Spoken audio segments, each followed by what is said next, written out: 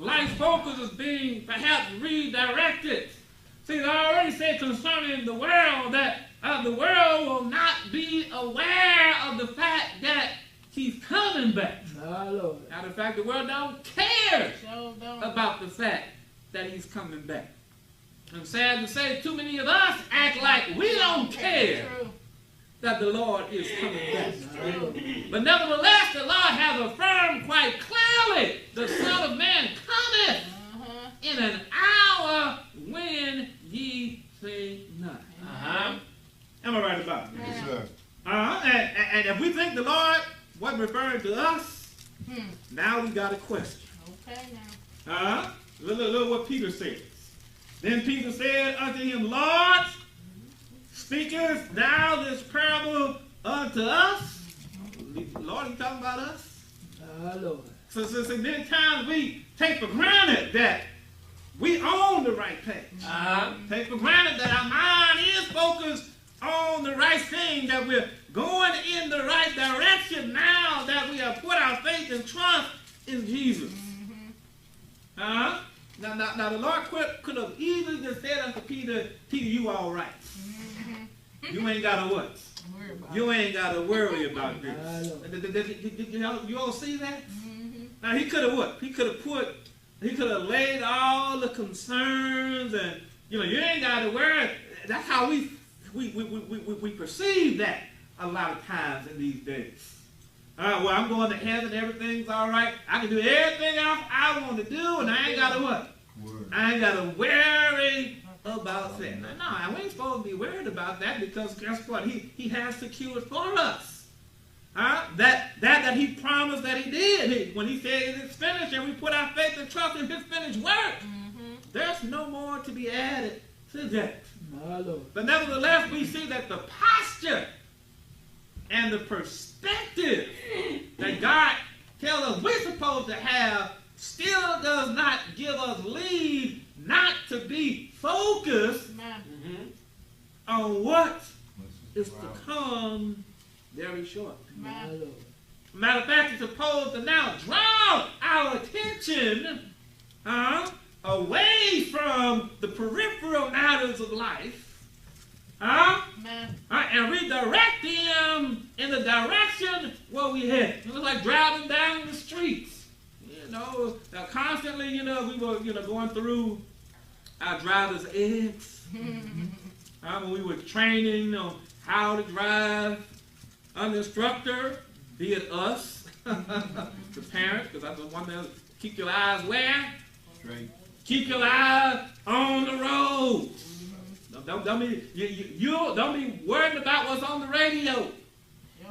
Did you see that? I hope you didn't. I hope you watch it where you're going. Because see, as we travel down the road, y'all know many times we ain't paying attention to what we see. Y'all hear me on this morning? I ain't saying you don't have your eyes face forward, but most of us don't pay attention to what we see. Do you all know that? There's signs everywhere.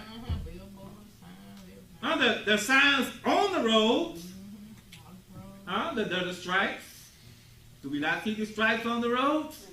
I ain't talking about the stripes that just separate this side from that side. There's stripes on the road on this side.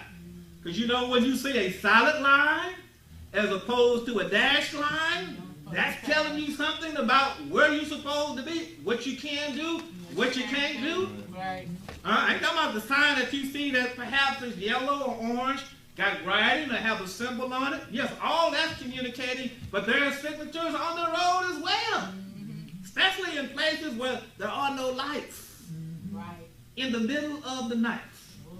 You go around the curve. Don't you know there's, I'm talking about in most places there are what? There's signatures in the roads. Come on, y'all looking at me funny. I hope y'all been paying attention. Like I said before, most time we pay attention to what's going on. There's some places where you see a solid line in the dark. In other words, they're telling you, look, up ahead, there's danger there. Up ahead, there's danger there, and so you need to stay on this side of the line. And even if there's somebody in front of you, that ain't driving your speeds, don't you get in a hurry. You need to stay right where you at. Until you see that line go back to what? Go back to a dash line. Go from a solid line to a dash line. Because if you don't do that and call yourself going to pass this one car, you liable to do what? Run headlong into another car.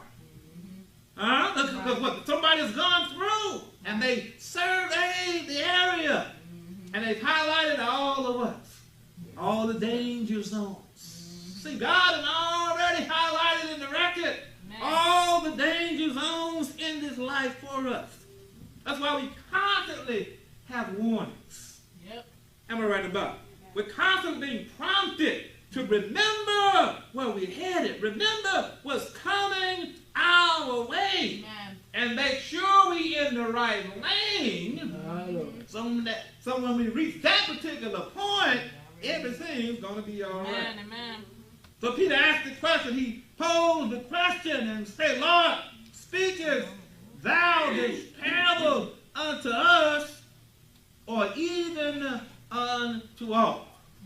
So he asking the Lord, do we need to, you tell in verse 40, be ye therefore ready also. And see, that in and of itself should have been the clincher, right? If he said also, what does that mean? That includes who? That includes us as well. Because Jesus was speaking to the careless heart. He was speaking to the unbelieving heart and reminding them. See, when that message goes out, it tells the unsaved that you're living in danger. You're paying attention to the natural, but you're neglecting the spiritual.